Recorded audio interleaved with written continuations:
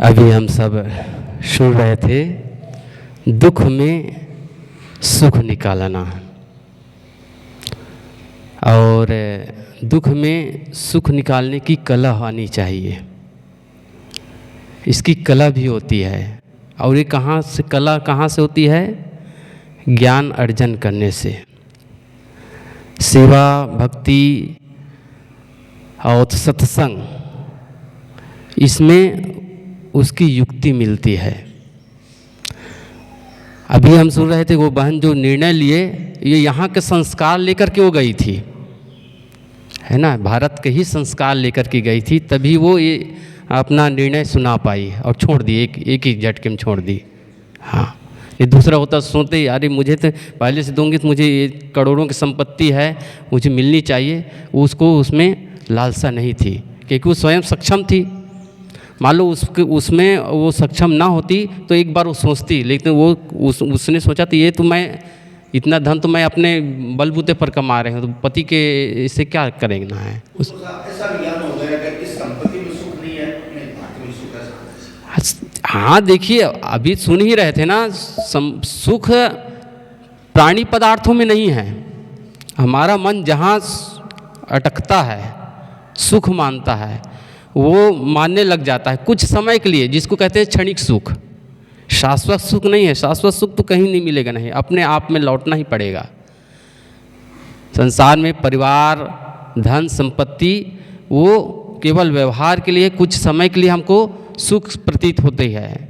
कई बार संतों से सुने ही हैं, कोई नया बिल्डिंग तैयार किया 2 महले 3 महले का, कितनी खुशी रहती है, लेकिन धीरे धीरे उसका जो उत्साह है धीरे धीरे वो घटने लगता है। अगर खुशी होती, प्रसन्नता होती, बनी रहना चाहिए ना वो, लेकिन घटने लगता है। कोई नई गाड़ी चमचमाती 4 व्हीलर लेकर के आए तो शुरुआत में कितने उत्साह रहता है, उसको कोई हाथ लगाने ही नहीं देता है, ढक करके रखेगा, पहले पहुँचेगा तब वो उसको ड्राइव जाएगा चलाने के लिए, लेकिन कुछ समय ऐसा ढीला पड़ जाता है, भूल जाता है। अगर उसमें सुख होता, उतना उत्साह और उत्साह बढ़ना चाहिए। ऐसे खाने पीने वस्तुओं के लिए, कोई भी चीज़ हमको बहुत पसंद है, मीठा पदार्थ बहुत पसंद है, फिर पसंद है तो लाते ही फिर मन में ललक रहती है, मुझे मिल जाए, मिल जाए, और ला करके देने लगे, दुगुना तिगुना देने लगे, एक समय ऐसा आएगा उसको हटा देंगे। कोई कहेगा और कितने हमारे नहीं पीने, उसको हम उसके लिए नाराज़ हो जाएंगे, अरे हटाओ बस हो गया। अगर उसमें सुख होता तो फिर हमको और ज़्यादा सुखी हो, दुगुना सुख बढ़ना चाहिए, नहीं, केवल वो कुछ समय के लिए है। इसलिए प्राणी पदार्थों में जो सुख हम ढूंढते हैं वो क्षणिक होता है, जो सुख होता है वो आत्मिक सुख होता है, वो शाश्वत होता है। और यही युक्ति अध्यात्म में ये बताई जाती, समझ दी जाती है। तो सुन ही रहे थे कि दुख में सुख कैसे निकालना है। इस पर तो उदाहरण आप सब लोग सुने हैं, उसको पुनः दोहरा दूं। साहिब जी कहते हैं उदाहरण में, सुख में दुख में 2 प्रकार के व्यक्ति होते हैं। 2 प्रकार के व्यक्ति हैं। सुख के सारी सुविधाओं में होते हुए भी आदमी दुखी बना रहता है। कारण क्या है? उसकी समझ में क्या है? वो कुमति है, अविद्या है। उसकी सोचने की जो क्षमता है वो नकारात्मक है, निगेटिव सोचता है। और एक आदमी ऐसा होता है जो अभाव में ही जीवन जीता रहता है ना, उसके पास बड़े मुश्किल से अपने जीवन यापन करता है, परिवार का पालन पोषण करता है, 2 वक्त की रोटी कमा पाता है वो, है ना, फिर भी वो प्रसन्न रहता है। क्यों? क्योंकि वो सकारात्मक सोच रहा है, निगेटिव विचार नहीं सोच रहा है। तो संसार में 2 प्रकार के, अभाव में भी जीते हुए भी आदमी सुखी और संपन्न हो सकता है, और जो सारे सुख सुविधाओं में होते हुए भी आदमी अगर उसका सोच निगेटिव है, नकारात्मक है, तो वो सुखी और नहीं रह सकता है। और उदाहरण आप लोग अकबर बीरबल का कई बार सुने ही हैं। अकबर बीरबल की कहानी में सुनते हैं। और एक कहते हैं कि जो सेठ जी थे, साहूकार जी थे, और नगर के बहुत बड़े सेठ जी थे, तो उन्होंने बहुत बड़ा एक मकान बनाया, इमारत बनाया, जो देखने लायक था। पूरे सिटी भर में उनका ही मकान, उनकी ही इमारत देखने लायक था। विदेशों से क्या क्या चीज़ मंगा करके वो मंगाए, और ठेकेदार को, जो कारीगर को, उसे बता दिया था जो जो लगे आप बस केवल बताइए, ये आपको उपस्थित की जाएगी। कमी कुछ चीज़ की नहीं होनी चाहिए। वो ला करके बनाए 2-3 साल में तैयार कर लिया। अब ये भूमि पूजन मतलब जो गृह प्रवेश होना था, अब भाई बड़े आदमी की बड़ी पहुँच है, बड़े लोग संपर्क में रहे, घर परिवार गांव वाले सबको आमंत्रित कर दिए। ऐसे ही रविवार का दिन है ना, रविवार के दिन सब लोग इकट्ठे होते ही हैं। और उस समय क्या है, रविवार का दिन तय कर दिया गया, सब लोग तैयार थे, हाँ रविवार के दिन जाना है। तो रविवार के दिन शुक्रवार के दिन खूब बहुत बारिश हो गई। इतनी बारिश हुई कि बाढ़ आ गई। हाँ बाढ़ आ गई तो फिर क्या हुआ, कुछ कमी रही, नींव में कमी रही कि बनाने कर रही तो भार को नहीं सह पाया, उसकी जो इमारत है, और जमींदोज हो गया, गिर गया। अब भाई उसके परिजन को मालूम हुआ, मित्रों को मालूम हुआ, जो जिन जिन लोगों को मालूम हुआ तो गए उनके पास। स्वाभाविक है भाई, आपकी हानि हुई है तो फिर हम जाएंगे आपको थोड़ा से ये करने के दिलासा देने के लिए, तसल्ली देने के लिए। वो परिवार घर मित्र सब आए, सब कहने क्या करें भाई, कुदरत है, कुदरत के आगे किसी की बस की बात नहीं है। कोई आदमी कुछ किया होता उसको पकड़ते, उसको दंड देते, मारते काटते, जो भी करते, लेकिन कुदरत के आगे सब पर विवश है। अब वो सेठ जी सब की बात सुन रहे थे और गए घर के अपने बाहर से, आंगन से बाहर गए, मिठाई की दुकान में गए, 2 किलो पेड़ा खरीद करके ले आए। और जो लोग जितने लोग भी थे आए हुए थे, सबके सामने वो मिठाई बांटने लगे। उसके बहुत करीब भी जो मित्र थे वो उसके ये कृत्य को देखकर आश्चर्य में पड़ गया और उसको कहने लगे, यार तुम पागल तो नहीं हो गए हो, तुम्हें सदमा लगा है ना, तुम्हारा दिमाग ठीक नहीं है, तुम्हारी इतनी बड़ी हानि हुई है और तुम सबको मिठाई बांट रहे हो। और उसने कहा, मायूस नहीं था, उसने हंसते हुए कहा, मुस्कुराते हुए, नहीं मैं पागल नहीं हूँ, मैं मेरा दिमाग फिरा नहीं है, मैं सही कर रहा हूँ। कैसे सही कर रहे हो बताओ ज़रा। उसने कहा, देखिए आज के बाद रविवार का, आज शुक्रवार है, अब 2 दिन के बाद ये हमारा गृह प्रवेश होना था, तो मैं ये सोच रहा हूँ उस दिन इस वक्त बारिश हो जाती है और ऐसी घटना घट जाती है, तो उस समय क्या होता, उस वक्त आप सब लोग आए होते, हमारे परिवार के पूरे परिवार के लोग एकत्रित होते, जितने लोगों को हम आमंत्रित किए हो सब आए होते, और उस समय ऐसी घटना घट जाती, तब मकान तो इमारत तो जाता ही जाता, धन जन की हानि तो होती, हम सब भी प्राण गंवा बैठते। कम से कम हम लोग तो जीवित हैं, और समय रहेगा, पुरुषार्थ रहेगा, कमा करके और हम बिल्डिंग तैयार कर लेंगे। लेकिन एक बार जीवन गया, दोबारा जीवन मिलना मुश्किल है। मैं ये सोच रहा हूँ, और कुदरत को इसलिए मैं धन्यवाद दे रहा हूँ कि बहुत बहुत धन्यवाद, 2 दिन पहले ये घटना करा दी।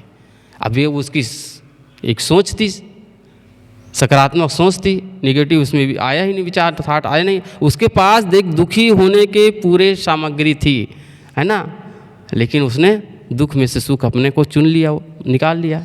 ये कला है। इसीलिए कबीर साहब ने कहा है, बना बनाया मानवा, बिना बुद्धि बेतुल, कहा लाल ले कीजिए, बिना बास का फूल। और 5 तत्व का पुतरा, मानुष धरिया नाव, और एक कला के बिछड़े, विकल होत सब ठाव। 5 तत्व का पुतरा, हम सबको 5 पंचभौतिक जो हमारा शरीर है, मिट्टी, आग, हवा, सब सारी चीज़ें से निर्मित है, और इसलिए हम लोग मनुष्य कहला रहे हैं। लेकिन मनुष्यता तभी रहेगी जब वो सही समझ होगी। वही कला है जीने की कला, वो हमारे जीवन में आ जाएगा, मानवता का गुण आ जाएगा, तो सही रूप में हम मानव कहलाने के अधिकारी होंगे। तो ये बातें हम सब सुन रहे थे, दुख में से सुख निकालने की कला हम सबको आनी चाहिए। एक बात और भी है, हम लोग क्या है, हम लोग केवल सैद्धांतिक बातें ही करके चले जाते हैं, लेकिन उसको जीवन में जो लेना चाहिए, प्रयोग जो करना चाहिए, वो नहीं कर पाते हैं। इस कारण से केवल सैद्धांतिक बातें कहते रह जाते हैं, और हमारा जो दुख है वहीं का वहीं बना रह जाता है। उसका हम प्रयोग करेंगे, जीने लगेंगे उस पर, तो सचमुच में हम वो दुख से पीछा छुड़ा सकते हैं, अब सुख को अपना सकते हैं। जो जितने भी हम बातें हम सुन रहे हैं केवल सैद्धांतिक सुन रहे हैं, प्रयोग नहीं कर रहे हैं, प्रायोगिक जीवन नहीं जी रहे हैं। प्रायोगिक जीवन जीने लग जाएंगे तो सचमुच में सोने पे सुहागा हो जाएगा। एक बार क्या हुआ कि एक आचार्य थे तो उसने अध्यात्म की भी शिक्षा देते थे और कुछ सामाजिक काम भी करते थे। तो उन्होंने अपने बलबूते पर और लोगों के सहयोग से एक ट्रस्ट में बना करके एक विद्यालय खोल दिया। तो विद्यालय खोल दिया तो उसमें एक टॉपिक रखा, एक आयोजन किया कि आज अमुक डेट को इस विषय पर चर्चा होनी है। तो विषय क्या था कि प्राणी सेवा पर हमको इस पर स्पीच देना है। क्या क्या कर सकते हैं प्राणियों की सेवा के लिए, हम क्या क्या कर सकते हैं। तो सभी विद्यार्थी आए जिसको स्पीच देना था, जिसको इनवाइट किए थे, और लोग आए, गणमान्य लोग आए और वहाँ सभा शुरू हो गई। तो सब लोग अपने अपने ढंग से जो तैयारी करके आए थे, देखिए सामाजिक सेवा करना है, प्राणियों की सेवा करना है तो उसके लिए धन की भी आवश्यकता होती है और साथ साथ और सहयोगी चाहिए। सब अपने अपने ढंग से जो भी लिख करके आए थे उसकी जो विचार थे दिए। अंत में जब जिसको एक उसमें पुरस्कृत भी करना था, जिसने अच्छी जो स्पीच दिए हो और सबको अच्छा लगा हो, उनको अवार्ड भी देना है, इनाम भी देना है। तो इनाम देने की बारी आई तो उस आचार्य ने एक लड़के का नाम पुकारा। तो लड़के का जब नाम पुकारा तो सभा में जितने लोग बैठे थे वो सब लोग आश्चर्यचकित हो गए। जितने सभी लोग जो सुने थे और सुनाए थे सभी लोग आश्चर्यचकित हुए। इसका नाम कैसे, इसने कभी स्पीच दिया ही नहीं, हमने सुना ही नहीं और ये तो आया ही नहीं, और इसका नाम कैसे, इसको इनाम के लिए पुकारा जा रहा है। सब लोग आश्चर्य से प्रश्नवाचक चिन्ह से उसको पूछने लगे, भाई ये तो भाग लिया ही नहीं है यहाँ इस कार्यक्रम में, हम लोग तो सुने ही नहीं हैं, फिर आप कैसे दे रहे हैं। नहीं, देखिए मैं केवल सैद्धांतिक स्पीच में नहीं जाता हूँ, मैं प्रयोग को देखना चाहता हूँ। मैंने क्या दिया था, प्राणी सेवा पर और अहिंसा पर टॉपिक दिया था। सब लोग अपने ढंग से अपनी तैयारी करके आए और स्पीच भी दिए। लेकिन इसके पूर्व मैंने विद्यालय के बाहर एक बिल्ली है अधमरी सी थी, वो थोड़ी सी घायल थी, उसको सामने वहीं रख दी थी।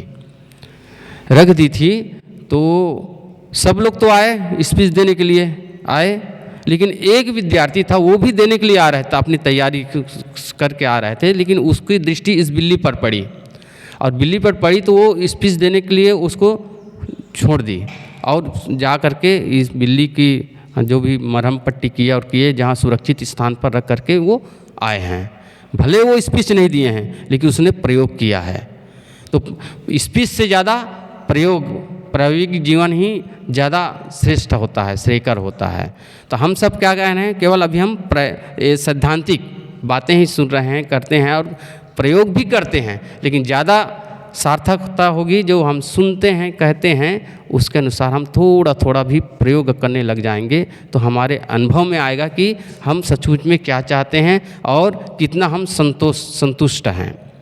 इसीलिए सद्गुरु कबीर ने बार बार कहा है कि कहनता तो बहुते मिला, गहनता मिला ना कोई, सो कहनता बही जान दे जो ना गहनता होए। कहने वाले मेरे बहुत है, स्पीच देने वाले, ज्ञान की बातें सबके पास है, अनपढ़ हो चाहे पढ़े लिखे हो, सबके पास है। आप सबके सामने जो भी हम कहेंगे तो आप भाई कुछ बोलिए, तो आप अपनी मति के अनुसार ज्ञान की बातें दो चार कहेंगे, लेकिन सार्थकता क्या है, सद्गुरु क्या कह रहे हैं, कहनता तो बहुते मिला, गहनता मिला ना कोई। उसको ग्रहण करने वाला, उस पर आचरण करने वाला, उस पर चलने वाला मिला ना कोई मतलब बिरले लोग हैं। ऐसा नहीं मिला ही नहीं है, ऐसा नहीं है, हैं लेकिन उसकी प्रतिशत कम है। तो गहनता मिला ना कोई, सो कहनता बही जान दे। सद्गुरु ये जोर देकर कहें, जो सो कहनता है, भाई वो कह तो रहा है लेकिन उसके जीवन में उसका प्रयोग नहीं है, वो जीवन जी नहीं रहा है, तो उसको कहना सुनना सार्थक नहीं है, उनका कल्याण नहीं है। एक बार श्रोता का कल्याण हो सकता है उनके अनुसार अगर चल करके, लेकिन जो कहता है, कहने वाला है और उसके अनुसार चल नहीं रहा है, तो जहाँ का तहाँ वो बैठा ही रहेगा, वही धन इकट्ठा करता रहेगा, ज्ञान की बातें करता रहेगा और जीवन ऐसा ही बीत जाएगा, तू मैं करते, लेकिन जीवन में शांति का अनुभव वो नहीं कर पाएगा। तो ख़ास बात है हमारे लिए, हम सब के लिए, कि सैद्धांतिक बातें हम सब सुनते हैं, ये ज़रूरी है।